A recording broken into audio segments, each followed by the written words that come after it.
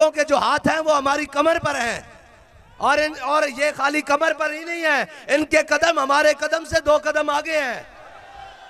इंशाअल्लाह हुजूर का दीन तख्त पर लाएंगे, हर जालिम को गिराएंगे, हर जाबिर से टकराएंगे,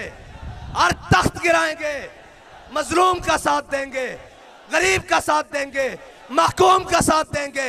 इंशाअल्लाह इस पाकिस्तान के अंदर दीन इस्लाम के परचम को सुरखरू करेंगे इंशाअल्लाह, और ये जुल्म के जुबर के इस सारे निजाम को तोड़ के नीचे गिराएंगे